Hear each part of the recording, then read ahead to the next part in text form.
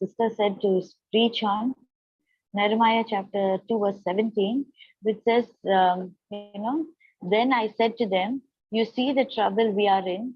Jerusalem lies in ruin, and its gates have been burnt with fire.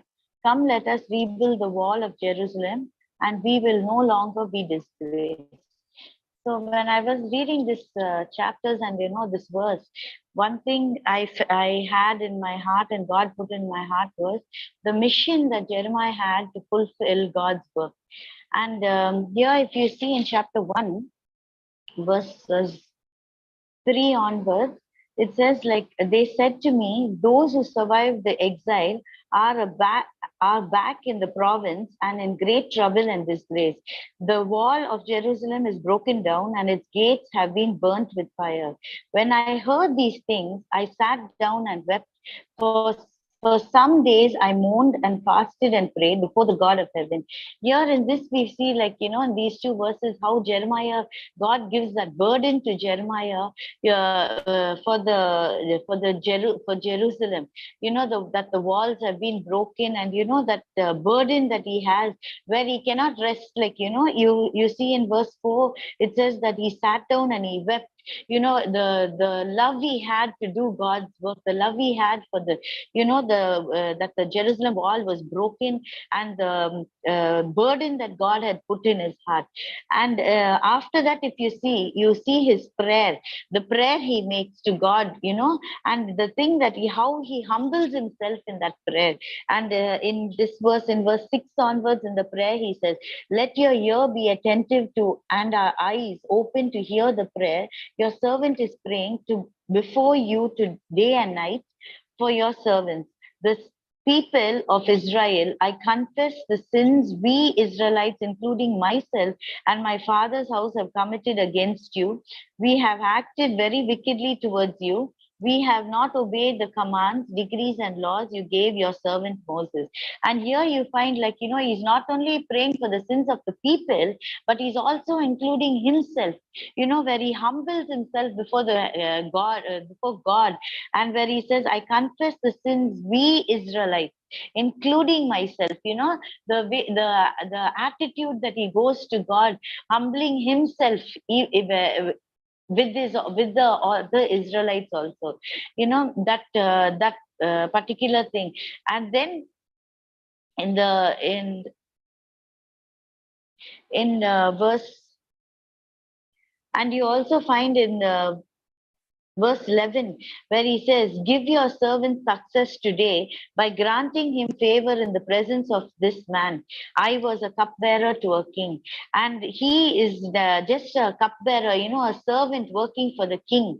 And how beautifully God, gives him favor in the eyes of the king. In chapter 2, verses 2 onwards, he says, why does your face look, the king asks him, why does your face look so sad when you are not ill?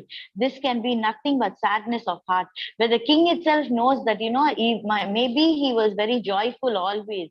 And, when the king sees that his face is so down, and why are you so sad when you are not even ill? And there you find Nehemiah saying, no, I was very much afraid. But I said to the king, may the king live forever. Why should my face not look sad when the city where my fathers are buried lies in ruins and its gates have been destroyed by fire? And then the king says, what is it you want? And here you find, the burden that he had, it even showed out on the outside, where the king noticed it, where the king noticed and said, why are you so sad? And the king himself has said that it is not illness, but it can only be sadness of the heart, which is only God can give that burden for us, when for his kingdom, for his work. And here you find him saying that I was very much afraid, but I said to the king, may the king live forever. Why should my face not look sad when the city where my fathers are buried lies in ruins and its gates have been destroyed? And here you see that in that fear, he had so much fear when he was speaking to the king, because he's after all a cup bearer. And then you find, the trust that you can see here, the trust that he had in God, that made him approach the king, and and the king also asked him, what do you want? What is it that you want from me? Like this. And then he said, and in verse 4, then I prayed to God of heaven, and I asked, answered the king, if it pleases the king, if your servant has found favor in his sight, let him send me the city in Judah, send me to the city in Judah where my fathers are buried, so that I can rebuild it. And he makes his approach. What is the burden that he has in his heart? And why is he so sad? And he just puts it out to the king, trust God, that God is there. Even though he was afraid, he just puts his trust in God and speaks up to the king. And here you find the king so beautifully direct, giving him all the, he said in verse 7, I also said to him, if it pleases the king, may I have letters to the governor of Trans Euphrates, so that they will provide me safe conduct until I arrive in Judah. And he said again, may I have a letter to Asa, the keeper of the king's forest, so he will give me timber to make beams for the gates of the citadel by the temple, and for the city walls, and for the residence I will occupy. And then he says so beautifully, and because the gracious hand of God was upon me, the king granted my request. And in this, he realized when he went in fear to approaching the king, but he seen that the gracious hand of God was upon him, where the king was willing to, ask him what you want, and he was willing to give him whatever he was in want of. And here you find the king sending him. The king had also sent army officers and cavalry with me. Um, in this, in verse 9, he says, so I went to the governors of Trans Euphrates and gave them the king's letters. The king had also sent army officers and cavalry with me. And here you find how he goes to that place. And here he goes to Jerusalem. When I went to Jerusalem, and when I went to Jerusalem, and after staying there 3 days, I set out during the night with a few men, and I had not told anyone what my God had put in my heart to do for Jerusalem. There were no mounts with me except the one I was riding. And here you find, for 3 days he waited. The waiting period for that, Nehemiah took, like he was waiting for some time, and he went around in verse 16, the officials did not know where I had gone or what I was doing, because as yet I had said nothing to the Jews or the priests or the nobles or officials or any others who would be doing the work. And here you find he never said this to anybody, what God put in his heart, the burden that God had given him in his heart, for that, for Jerusalem.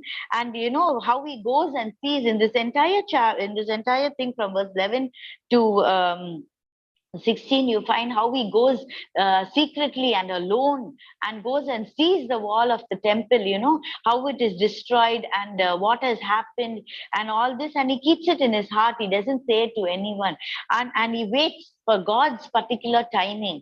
And here you find him waiting so patiently for God's timing for those 3 days.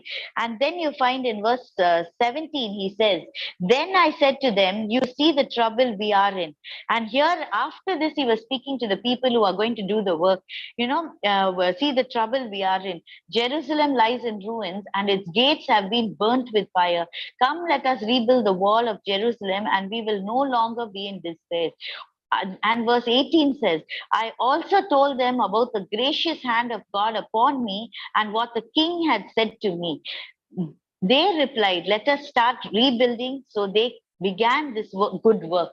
And here you find, when I was reading this chapter, I was feeling like, how patient he was. He waited upon God. He put his trust in God and approached the king with that burden that God gave him in his heart. And the first thing he made was a prayer, that powerful prayer where God answered. And he said, help me find favor in the eyes of the king. And and I'm just a cupbearer, where he just humbled himself. And even the sins also, he just said, including my sins also, like that. And he went in a humble attitude to God, and where God seen his heart, and how he waited patiently for God's hand, for God's timing, when he wants him to do it. And after that, he goes and speaks to the people, and keeping this prayer, and praying to God, and waiting for those particular time, when God wants to send, when God is when it's the right time for God to do it, for him to go forward and do it. And then he goes to the workers, and he says, come and see how the temple, how the walls of Jerusalem are broken, and we are in disgrace. And then after he's saying that, the gracious hand was upon me, and he says how he found favor in the eyes of the king, how God made him find favor in the eyes of king. Then the workers, believed that, really the hand of God was upon this man. And then they replied, and because they replied, let us start rebuilding. So they began the good work. And then you find in the later chapters that how they build the walls of Jerusalem back again. And we find in this verse, in chapter 8, 17 to 18, the unity that, they had together, and they rebuilt this Jerusalem wall. And so I just wanted to share, when I was reading this, I had this thing in my heart. Each of us have a burden, to serve God.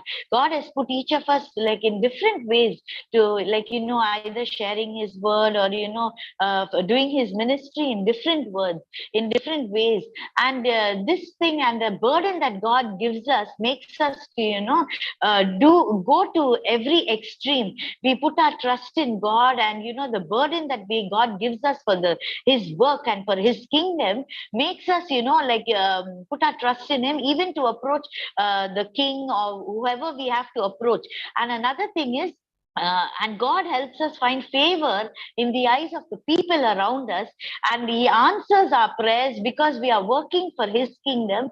And he gives us that courage to move forward. And as we go with the work that God has and his timing, when we wait upon God for our work, to be fulfilled, he never puts us to shame. He never leaves us off like that. He doesn't leave us off, but he waits, he works with us, and he patiently rebuilds us, even if we are like, broken. Because no matter whatever disgrace we face, we cannot say we are always, perfect people. But no matter what disgrace we face, God does not leave us broken. He always rebuilds us up. And another thing is, when the hand of God is with us, there can be nothing that can stop us from working for his kingdom.